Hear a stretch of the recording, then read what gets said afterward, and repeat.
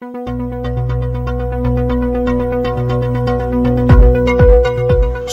bien-aimés dans le Seigneur, nous bénissons Dieu qui nous accorde encore une fois l'opportunité de pouvoir vous parler. Et comme vous le savez, ça fait longtemps que nous n'avions pas fait des directs parce que nous sommes en train d'enseigner d'abord dans l'Assemblée de Saint des Gatineaux, Ottawa. Donc ça va faire pratiquement 10 mois que je suis du haut de la chair. Et je crois que dans les 3 prochains mois, je serai dans l'Assemblée de Saint de Montréal. Mais comme j'ai pris 4 jours de vacances depuis jeudi, et comme je suis libre, d'ailleurs je suis en déplacement, je suis à Whitby, qui est une banlieue de Toronto. Donc je suis venu, toute la famille, nous sommes venus passer ce week-end chez ma petite soeur. Donc j'ai profité pendant ces moments de relax pour que je puisse vous parler. Mon bien-aimé François Mankoko, je vais te faire parvenir l'adresse de l'Assemblée des Saints de Montréal. Donc à partir du dimanche 6 juin, nous allons commencer l'enseignement dans l'Assemblée des Saints de Montréal. Je suis également ému de te lire, mon bien-aimé François. Je suis en train d'espérer que nous allons nous voir déjà le dimanche prochain pour que nous puissions ensemble communier. Je disais donc que ça fait 10 mois que je n'ai pas fait mon émission La trompette de la vérité, parce que nous étions pris au travail et nous bénissons le Seigneur parce que nous avons fait un travail de titan dans l'Assemblée des Saints de Gatineau, Ottawa, et nous allons nous rendre à Montréal de la semaine prochaine pour qu'ensemble également avec les bien-aimés qui sont sur place, l'apôtre Franck Omambi, que nous puissions également travailler, mettre la main dans la pâte dans l'Assemblée de Montréal. Donc vous tous qui habitez la contrée de Montréal, je vous prie donc à partir de dimanche prochain, nous serons, parce que pas demain mais l'autre dimanche, nous serons à Montréal pour pouvoir servir le Seigneur. Alors comme je suis j'ai pris mes 4 jours de vacances, j'ai dit je vais en profiter pour m'entretenir avec vous sur le ministère. J'avais commencé l'enseignement sur le ministère il y a très longtemps. Donc aujourd'hui je vais continuer la 9e partie. Et je suis en train d'espérer que le Seigneur vous fera grâce. Je suis en train d'espérer que le Seigneur vous soutiendra. Donc je salue tous les bien-aimés frères et sœurs qui auront l'opportunité de nous suivre maintenant ou qui nous suivront plus tard, pour qu'ils sachent que nous les bénissons dans le nom du Seigneur et nous faisons en sorte que notre bénédiction soit vraie et qu'il vous parvienne comme un saint baiser venant d'un frère véritablement converti et qui croit au Seigneur. Nous allons donc lire 2-3 écritures pour continuer notre marche. Je voudrais ici insister que nous parlons sur le ministère. Et je vais donc devoir me donner cette largesse de définir la caractéristique principale d'un ministre, du ministère. Cette chose, elle est très importante. Ok? Donc, mon langage risquerait d'être beaucoup plus apostolique et pastoral.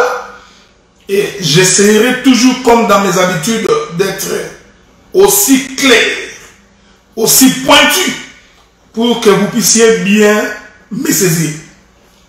Nous prenons les livres de Daniel. Je voudrais que nous prenions les livres de Daniel. Nous allons prendre Daniel dans son chapitre 5. Daniel chapitre 5. Nous allons lire avec vous Daniel chapitre 5. Je me permettrai donc de commencer par le 7e verset. Il est écrit: le roi cria avec force qu'on fit venir les astrologues, les chaldéens et les devins. Et le roi prit la parole et dit aux sages de Babylone: quiconque lira cette écriture et m'en donnera l'explication sera revêtu de pourpre, portera un collier d'or en son cou et aura la 3e place dans le gouvernement de mon royaume. Tous les sages du roi entrèrent, mais il ne put pas lire l'écriture et en donner au roi l'explication. Je vais continuer, bien-aimés dans le Seigneur. Sur quoi le roi Belteshazzar fut très effrayé, il changea de couleur et ses grands furent consternés. La reine, à cause des paroles du roi et de ses grands, entra dans la salle du festin, prit la parole au roi, vit éternellement. Je continue. Il dit: vis éternellement, que tes pensées ne se troublent pas et que ton visage ne change pas de couleur. Il y a dans ton royaume un homme qui en lui l'esprit des dieux saints. Du temps de ton père, on trouva chez lui des lumières, de l'intelligence et une sagesse semblable à la sagesse des dieux. Alors le roi Nabuchodonosor, ton père, le roi, ton père, l'établit chef des magiciens, des astrologues, des chaldéens et des devins. Parce qu'on trouva chez lui, chez Daniel, nommé par le roi Belteshazzar, un esprit supérieur de la science et de l'intelligence, la faculté d'interpréter les songes, d'expliquer les énigmes, de résoudre les questions difficiles. Que Daniel soit donc appelé et il donnera l'explication. Ok? Je voudrais ajouter une autre écriture. Nous allons sauter un peu. Et nous allons prendre une écriture. Toujours dans Daniel. Nous prenons le verset 18.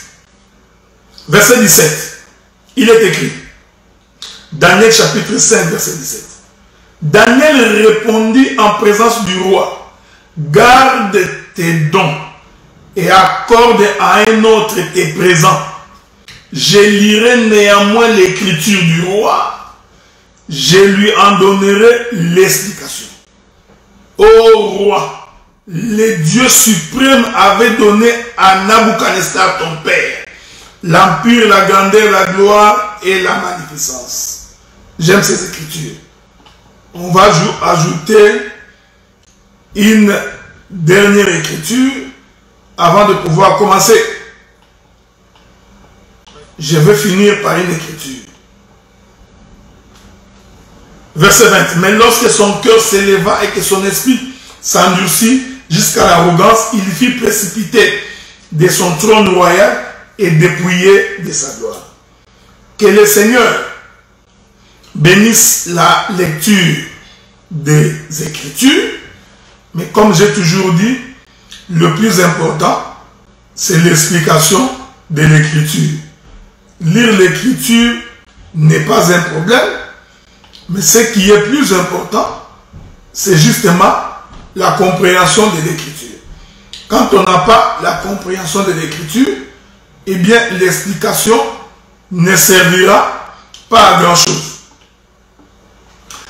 Que le Seigneur vous bénisse, qu'il bénisse également vos maisons, qu'il bénisse le fruit de vos entreprises et qu'il vous garde sous sa main. Nous avions expliqué dans nos prochaines interventions que la première caractéristique pour qu'un homme soit reconnu ministre, d'abord, nous avions dit, c'est que cet homme doit être lavé. C'est pourquoi j'ai pris l'écriture où la Bible dit, avant que Aaron n'entre en fonction comme souverain sacrificateur, lui et ses fils, Aaron devrait être lavé. C'est-à-dire, Moïse devait déshabiller Aaron, les laver, le faire porter le vêtement sacerdotal et le faire entrer au service. Voilà pourquoi j'ai dit et j'insiste. Le premier élément pour qu'un homme soit appelé au ministère, c'est d'abord la conversion. C'est-à-dire, l'homme doit être lavé. Et nous expliquons le lavement comme étant le passage par le baptême. Est-ce que vous comprenez ce que nous disons? Donc, passer par le baptême, c'est ça être lavé. Et ici, je suis en train de préciser une chose. C'est que il ne suffit pas d'être lavé dans l'eau physique, qui est un acte doctrinal, mais l'entendement spirituel du baptême veut dire l'homme a commencé une nouvelle vie. Il a commencé une nouveauté de vie. Est-ce que vous comprenez? Donc, le ministre, avant toute chose, doit être un homme sanctifié, doit être un homme lavé, doit être un homme converti. C'est le point de départ. Le point de départ pour tout ministre, c'est d'abord être lavé. Et ici, je précise que c'est Moïse qui lave Aaron. En d'autres termes, c'est Moïse qui nettoie Aaron. Voulez-vous? Je voudrais, pendant que je suis en train de poser la doctrine, je veux également poser la révélation de ce que j'ai dit. Ok? Dans la doctrine, c'est-à-dire un ministre doit être un homme converti. Et lorsque j'ai dit converti ici, frère, j'ai dit c'est un homme qui a abandonné la vie du péché. On ne peut pas avoir un homme qui se dit ministre et qui est un coureur de jupons, qui court derrière les sœurs, qui court derrière les femmes, qui court derrière les jeunes filles. Un ministre ne peut pas être un voleur, c'est-à-dire quelqu'un de malhonnête. Est-ce que vous comprenez ce que nous disons? Un ministre ne peut pas être un homme cupide, ne peut pas être un homme impur, un homme qui mène une mauvaise vie. Un ministre, ouais, je suis en train d'expliquer être lavé dans les termes les plus simples pour que tu n'aies pas de la confusion quand tu es en train de m'entendre. Un ministre ne peut pas être un homme querelleux, un homme jaloux, plongé dans la jalousie, dans la discussion, plongé dans les mauvais cœurs. Un ministre ne peut pas être un homme rempli d'amertume. Ici, c'est d'abord l'élément essentiel, avant que je ne touche Daniel. Un ministre du Seigneur doit être un homme qui a abandonné la vie du monde. Donc, ce n'est pas quelqu'un qui pêche à longueur de journée. Ce n'est pas un détourneur du fonds public. Ce n'est pas un détourneur de l'argent de l'église. Ce n'est pas quelqu'un qui porte un regard envieux. Ce n'est pas quelqu'un qui est rempli de jalousie. Ce n'est pas quelqu'un qui critique, qui calomnie à longueur de journée. Écoutez, frère, quand vous avez en face de vous Un homme qui se dit apôtre, docteur, évangéliste, pasteur, que sais-je encore, mais qui dans son parler passe le temps à calomnier ses frères, à critiquer ses frères, à démontrer que les autres sont mauvais ou que les autres sont dans les faux. Il passe son temps dans la calomnie. Vous êtes en face de vous, vous avez en face de vous un sorcier déguisé, habillé en cravate et en costume. Est-ce que vous comprenez ça? Donc, le ministre, c'est pas un homme de mauvaise vie. Ce n'est pas quelqu'un qui passe son temps à insulter et à critiquer. C'est comme ça que j'explique être lavé. On prie Aaron, Moïse va donc laver Aaron. C'est ça le vrai baptême. Ok? Vous savez, nous avons l'habitude de marcher et de voler. Parce que nous croyons que l'évangile, c'est le ciel et la terre. Donc, j'explique d'abord dans les termes les plus clairs pour que tu comprennes. Maintenant, je vais toucher la révélation de cette écriture. Est-ce que vous me comprenez? Donc, je suis aussi simple pour que tu n'échappes pas. Celui qui lave Aaron, c'est Moïse. Oh, selon l'âge, Moïse est le petit frère d'Aaron. En d'autres termes, Aaron a précédé Moïse. Donc Aaron, c'est le grand frère. Moïse, c'est le petit frère. Mais nous allons voir que c'est le petit frère qui lave le grand frère.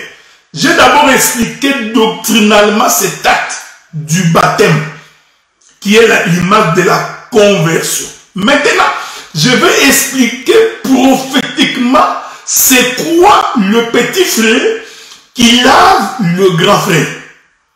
Ouais frère, c'est ça l'évangile. Qu'est-ce qu'on entend par le grand frère, le grand frère être lavé par le petit frère? Bon, je vais vous aider à comprendre ces choses. Oh frère, le grand frère, avant d'être lavé par le petit frère, le grand frère doit donc être déshabillé. Hein? Donc, il faut que le petit frère enlève le vêtement du grand frère. Est-ce que vous comprenez? Cela veut dire que tout le temps que les grands frères marchaient, les grands frères étaient habillés. Vous voyez? Les grands frères étaient cachés. J'aime ces choses. Donc, les grands frères étaient un mystère. Donc, il a fallu que le petit frère puisse venir pour déshabiller le grand frère. En d'autres termes, enlever les vêtements du grand frère. Oh, quand on enlève les vêtements, on découvre. Est-ce que vous me comprenez? Alors, tout simplement, je suis le frère Adélard. Comme je suis habillé en t-shirt, en d'autres termes, le véritable Adélard est caché. Donc, le véritable Adélard, c'est ma nudité. C'est lorsque je suis sans vêtements. Hein? Vous voyez, frère? Hein? Donc, quand j'ai le vêtement, c'est-à-dire que je suis habillé. En d'autres termes, je suis caché. Je suis un mystère. Donc, nous comprenons que Aaron habillé, c'est le mystère caché de tous les temps. En d'autres termes, frère, Aaron habillé, c'est le Père. Est-ce que vous comprenez ça? Hein? Parce que le Père est un mystère. Mais celui qui révèle le Père, c'est le Fils. Donc, est-ce que vous me comprenez? Je veux que vous me compreniez très bien. Suivez-moi bien. Donc, quand Aaron ici est identifié au grand frère, Aaron représente tout un sacerdoce. Donc, il représente les sacerdoces décachés. Hein? La gloire de Dieu, c'est de cacher les choses. Donc, Aaron habillé. C'est un sacerdoce voilé. C'est le sacerdoce caché. Est-ce que vous me comprenez? La gloire de Dieu, c'est de cacher les choses. Or, les choses ici, c'est que c'est Dieu lui-même qui se cache. Donc, nous comprenons que le grand frère Aaron représente le sacerdoce du matin qui consistait à cacher les choses, qui consistait à voiler les choses. Vous comprenez ça, frère? Maintenant, quand Moïse vient déshabiller Aaron, en d'autres termes, Moïse est celui qui vient donner l'explication d'Aaron. Donc, en déshabillant Aaron, il nous fait découvrir qui est Aaron. Est-ce que vous comprenez? Donc, ici, vous comprenez que Moïse, je vais essayer d'expliquer ça dans les termes le plus simples. Vous comprenez ici que Moïse, en réalité, c'est le Saint-Esprit. On va lire une écriture. On va lire une écriture avec votre permission. Prenons une écriture dans Jean chapitre, je crois que c'est chapitre 17. Souffrez, hein? Souffrez, c'est comme je vous ai toujours dit que je n'ai pas l'habitude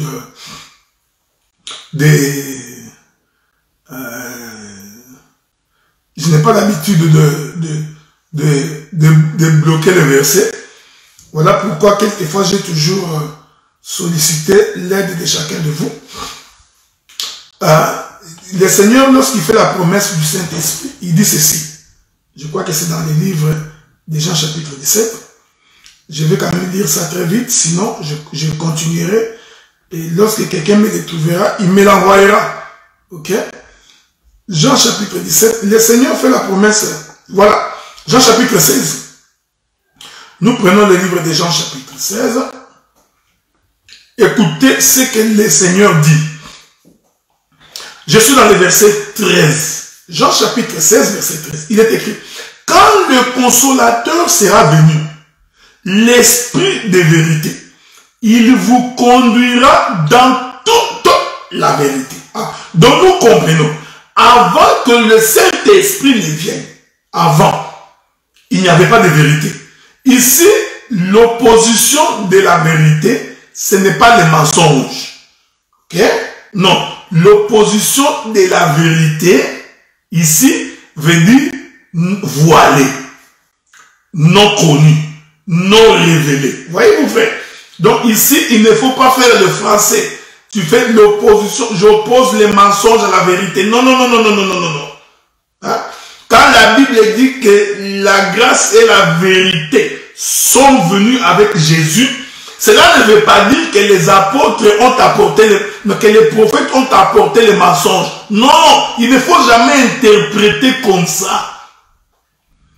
Donc, quand on dit que la grâce et la vérité sont venues avec Jésus, cela ne veut pas dire que les prophètes ont apporté les mensonges. Non, non. Dans la compréhension de l'écriture, c'est-à-dire que les prophètes ont voilé. Ils n'ont pas fait découvrir la vérité. Vous voyez, c'est ça la différence. Donc c'est ça Aaron habillé. Est-ce que vous comprenez ce que nous disons? Donc, ici, le Seigneur dit quand le consolateur viendra, lui, l'Esprit de vérité, il vous conduira dans toute la vérité. Maintenant, le Seigneur explique ce que c'est conduire dans la vérité. Il dit, il ne parlera pas de lui-même, mais il dira tout ce qu'il aura entendu et il vous annoncera les choses à venir. Verset 14. Il me glorifiera parce qu'il prendra ce qui est à moi et vous l'annoncera. Vous comprenez? Donc, le Saint-Esprit vient faire quoi? Il vient déshabiller tout ce qui était avant. En d'autres termes, vous comprenez ça? Donc, le Saint-Esprit vient donc donner l'éclairage. J'aime ces choses. Donc, le Saint-Esprit vient donc donner l'éclairage. Le Saint-Esprit vient donc donner la lumière. C'est ça Moïse qui déshabille Aaron. Pour que Aaron soit maintenant connu. Écoute, est-ce que vous comprenez, frère? Donc, la connaissance d'Aaron n'est possible que si Moïse déshabille Aaron. Et nous avons dit, déshabiller Aaron, c'est en réalité le laver pour lui faire porter un nouveau vêtement. Voilà pourquoi vous allez comprendre que Aaron doit d'abord être lavé. J'ai expliqué doctrinalement cet acte, c'est-à-dire mourir au péché, mourir par rapport à la vie ancienne, mourir par rapport à ce que tu as été. Une fois que c'est fait, nous aurons une nouvelle identité. Voyez vous frères, hein? Voici les choses anciennes sont passées, toutes choses sont devenues nouvelles. Donc un ministre, j'insiste frère, parce qu'aujourd'hui nous avons la plus grande difficulté, on nous a fait croire qu'un ministre c'est celui qui interprète bien l'écriture. Non, le ministère, c'est l'explication de l'écriture. J'ai dit amen à cette chose. Mais je précise que l'interprétation de l'écriture et l'explication de l'écriture sont en aval de ces choses. C'est-à-dire dans les deux versants. Donc en amont, c'est-à-dire dans la source, il faut que le ministre lui-même soit d'abord un homme converti. Qu'il soit la source de la bénédiction. Il faut qu'un ministre lui-même soit un modèle de conduite devant le peuple, frère. Donc quand vous avez en face de vous des hommes impolis, impudiques, sans éducation, sans manière, vous êtes en face d'un bandit, même s'il interprète l'écriture, parce que je crois à mon avis que c'est un perroquet, même s'il explique l'écriture, que je crois à mon avis c'est un répétiteur, cela ne fait pas de lui ministre de la parole. Le ministre de la parole commence d'abord par être un homme transformé et un homme converti.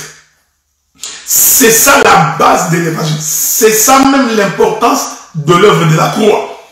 Nous prêchons la croix, Christ crucifié, mort et ressuscité, pour que les hommes changent de vie, pour qu'ils commencent une nouveauté de vie, pour qu'ils commencent une nouvelle marche avec le Seigneur. Est-ce que vous comprenez? Parce que nous sommes pèlerins sur la terre. Et notre destination finale, c'est la ville de Canaan. Donc j'insiste frère, ici, j'ai dit, nous n'allons pas transiger. Il n'y a pas de compromis à faire sur cette question. Un ministre voleur, calomniateur, impudique, rempli d'amertume, qui passe son temps dans les critiques, dans la jalousie, dans les calomnies, nous disons que ce n'est pas un modèle pour le peuple et il n'est pas un ministre de la parole. Un ministre, ce n'est pas quelqu'un à qui l'on reproche. Un ministre, c'est quelqu'un qui est converti et qui pardonne.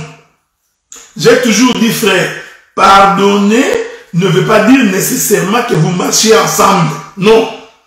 Pardonner veut dire que tu n'as pas la haine pour cette personne. Tu n'as pas la colère. Tu ne l'envies pas. Tu l'as pardonné, tu as oublié. Ok? Donc le pardon ne veut pas nécessairement dire que puisque tu as pardonné quelqu'un, il faudrait que vous continuiez toujours à marcher ensemble. Là encore, il faudrait que le pardon soit réciproque.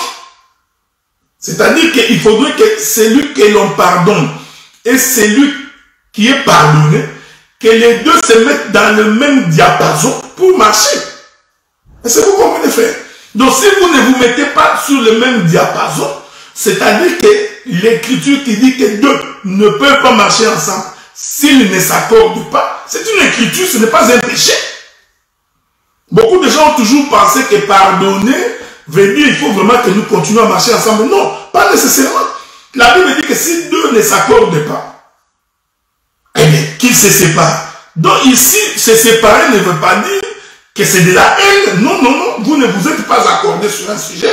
C'est possible que chacun fasse son chemin tout en restant des frères. Est-ce que vous comprenez ce que nous disons? J'ai toujours dit ça aux bien-aimés. Nous pouvons rester frères sans que nous marchions ensemble. Tu es frère dans la contrée d'Éphraïm. Je suis frère dans la contrée des Ruben. Tu es frère sur les territoires de Manassé. Je suis frère dans les territoires des Zabylon. Mais nous sommes frères. Les jours où nous allons nous rencontrer, nous allons nous embrasser. Mais nous restons frères, ok? Mais chacun est dans son territoire. C'est très important. Donc, prophétiquement, j'explique que, donc, déshabiller Aaron veut dire en d'autres termes, expliquer l'écriture. Parce que Aaron habillé, c'est une écriture. Oui, mon frère.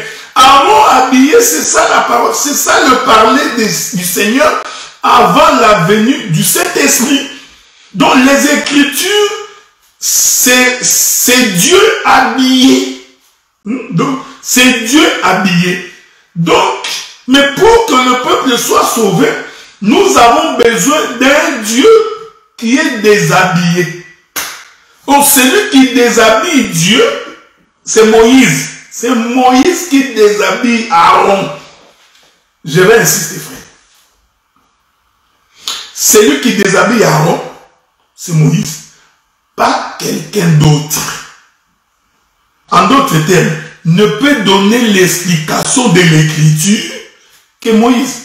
C'est pourquoi je vous ai toujours dit, un homme ne peut pas prétendre que lui seul, détient le monopole de l'explication de l'écriture. Non, parce que toi, tu n'es pas Moïse. Voilà pourquoi tu passes ton temps comme un préfet de discipline qui, pour pouvoir se taper une place au milieu des frères qui sont faibles, tu passes ton temps à critiquer les autres. Voyez, frère, nous avons des frères comme ça. Il est tellement jaloux des autres ministres, des autres prédicateurs. Maintenant, pour qu'il se trouve une place, qu'est-ce qu'il fait? Il commence par diaboliser les autres, alors que lui-même ne maîtrise même pas les éléments de la doctrine.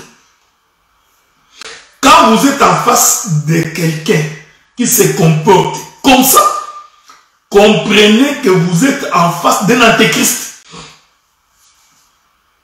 Est-ce que vous comprenez ce que nous disons? Donc, le seul qui a la capacité de déshabiller Aaron, c'est Moïse. Ici, Moïse est l'ombre de notre Seigneur Jésus-Christ. Moïse est l'ombre du Saint-Esprit. Lui seul peut expliquer l'écriture selon les livres d'Ésaïe. Je vais vous lire cette écriture-là, je crois. C'est Ésaïe. Ésaïe ou Ecclésiaste. Souffrez. Souffrez que je vous trouve une écriture, ok? Je crois que ça doit être Ecclésiaste, je crois. Souffrez que je vous trouve cette écriture-là. C'est dans les livres d'Ecclésiaste, je crois, Ecclésiaste chapitre 11. Hein? Souffrez, hein? Je sais que chaque fois que je vous prêche, je vous demande toujours de souffrir. Mais cette souffrance, c'est pour une bonne cause. Ok? C'est pour une bonne cause que vous souffrez. Vous ne souffrez pas pour rien. Je suis en train de chercher cette écriture-là. Qu'est-ce qui est écrit? Attendez, attendez, ok? Attendez, souffrez. Parce qu'avec l'écriture, ça devient plus facile de comprendre les choses de Dieu. Je vais revenir là-dessus après. La Bible dit, je ne l'ai pas encore trouvé, mais je vais chercher cette écriture-là. Donc, la révélation est pour vous comme un livre cacheté.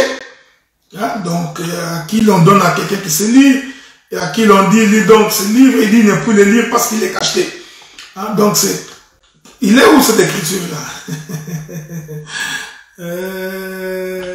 Bon, souffrez, hein? Je vais vous trouver cette écriture-là. Ce qui n'est pas très facile à trouver. Bon, c'est pas grave.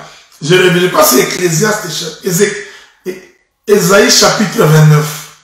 Sois béni mon frère. Qu'est-ce que je ferai sans vous? Ésaïe chapitre 29. J'ai voulu cette écriture-là. Vous voyez frère, c'est ce que nous sommes en train d'expliquer. Hein? Vous allez comprendre que ce livre-là c'est Aaron. Ce livre-là c'est Aaron. Ok? Donc nous changeons de tournure dans les Écritures. Ésaïe chapitre 29, le verset 11. Lisons, écoutez ce que la Bible dit. La Bible dit ceci. Il est écrit, toute la révélation est pour vous comme les mots d'un livre cacheté que l'on donne à un homme qui sait lire en disant, lis donc cela, et qui répond, je ne le puis car il est cacheté. Ou comme un livre que l'on donne à un homme qui ne sait pas lire en disant, lis donc cela, qui répond, je ne sais pas lire.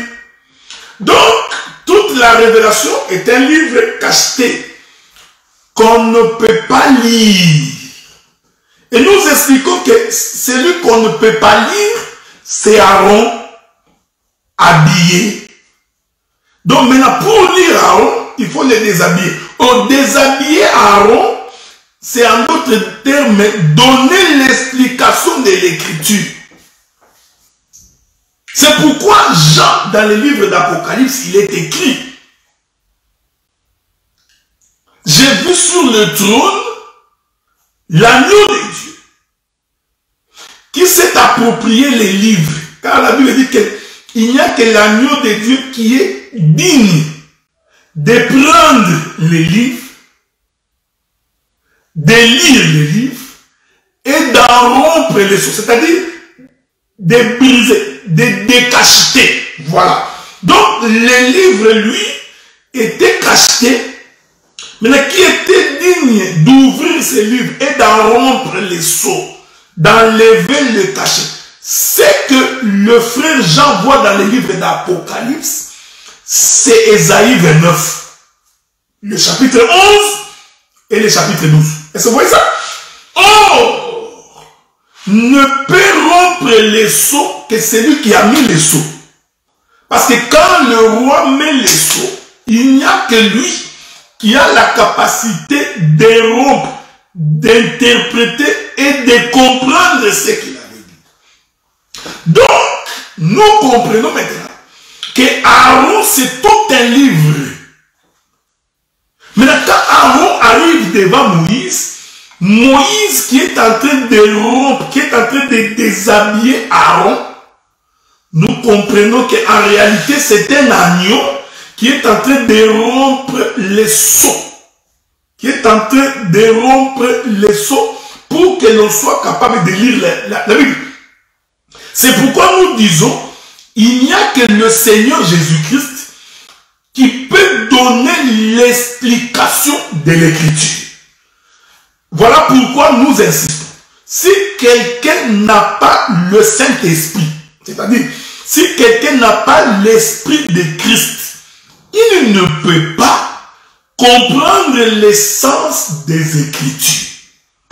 Or, pour avoir l'Esprit de Christ, il faut préalablement être converti. Un inconverti ne peut pas posséder le Saint-Esprit. Nous avons des difficultés de voir des frères impolis, arrogants, haineux, mais qui prétend expliquer les Écritures. Non, nous comprenons que son explication de l'Écriture est intellectuelle.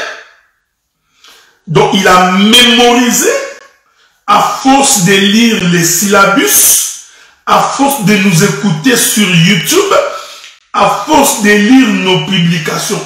L'homme a mémorisé, il mémorise. Vous comprenez? Maintenant, il répète ça à tout bout de champ. Et il s'est fait passer pour un ministre. Mais quand on observe son comportement, nous remarquons que cet homme n'a pas le Saint-Esprit. Le Saint-Esprit, c'est ça même le sceau de Dieu dans un homme. Un ministre doit avoir le Saint-Esprit. Et le Saint-Esprit doit te convaincre du péché. Quand le Saint-Esprit viendra, il vous convaincra du péché. Convaincre du péché veut dire enseigner. Ce n'est pas une conviction que tu penses dans ta tête. Non, non. Convaincre veut dire enseigner. Parce que pour convaincre quelqu'un, il faut un discours. J'aime ces choses. Donc, quand il y a un discours, c'est le discours qui fait convaincre. Vous comprenez, frère? Donc, c'est le discours. Frère, donc, pour avoir le Saint-Esprit, il faut qu'il y ait un discours. Le discours précède le baptême du Saint-Esprit. Sans le discours, personne ne peut recevoir le Saint-Esprit. C'est pourquoi Jésus a dit aux disciples, attendez, ne sortez pas autour de Jérusalem. Attendez, lorsque vous aurez le Saint-Esprit, vous serez donc mes témoins, en commençant par Jérusalem, la Samarie, dans la Judée, et jusqu'aux extrémités de la terre. Ainsi, ceux qui croiront seront baptisés, ouais, frère, changer de vie, et ils recevront les dons du Saint-Esprit. Donc, pour recevoir le Saint-Esprit, il faut préalablement croire, être baptisé. Nous disons que le véritable baptême, c'est le changement de vie.